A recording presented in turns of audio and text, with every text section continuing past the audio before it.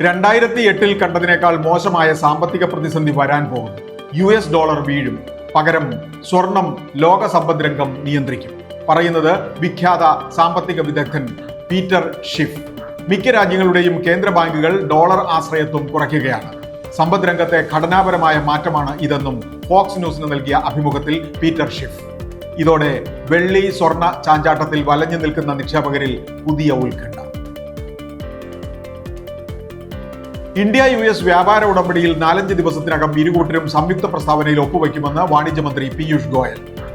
ഉടമ്പടിയുടെ ആദ്യഘട്ടം ഉള്ളടക്കം 2 രാജ്യങ്ങളും പുറത്തിറക്കും. ഔപചാരിക കരാർ മാർച്ച് പകുതിയോടെ ആകുമെന്നും വാണിജ്യമന്ത്രി. ഇന്ത്യൻ ഓഹരി വിപണിയിൽ വിദേശ നിക്ഷേപകർക്ക് വീണ്ടും കമ്പം. തുടർച്ചയായി 7 മാസം കൊണ്ട് 2.25 ലക്ഷം കോടി രൂപയുടെ ഓഹരി വിറ്റ് പണമാക്കിയ വിദേശ സ്ഥാപന നിക്ഷേപകർ ഫെബ്രുവരിയിൽ വാങ്ങലുകാരായി. ഇന്ത്യ US കരാർ സൂചനകളെ തുടർന്ന് ഫെബ്രുവരി 3 വാങ്ങിയത് 5236 കോടി. സഹകരണ മേഖലയിൽ കേന്ദ്ര സർക്കാർ തുടങ്ങുന്ന ഭാരത് ടാക്സിക്ക് 2 മാസ പരീക്ഷണത്തിന് ശേഷം തുടക്കം. മന്ത്രി അമിത് ഷാ ഉദ്ഘാടനം ചെയ്തു. 8 പ്രമുഖ സഹകരണ സ്ഥാപനങ്ങൾ ചേർന്നാണ് ഇത് പ്രവർത്തിപ്പിക്കുന്നത്.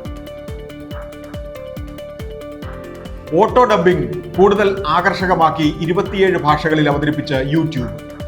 സ്വന്തം ഭാഷയിലല്ലാത്ത വീഡിയോകൾ ഇതോടെ ആളുകൾ കൂടുതലായി കണ്ടു തുടങ്ങിയതായും യൂട്യൂബ്.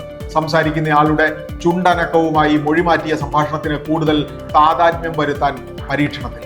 ബിസിനസ് വാർത്തകൾ വിശദമായി അറിയാൻ ധനം online.com.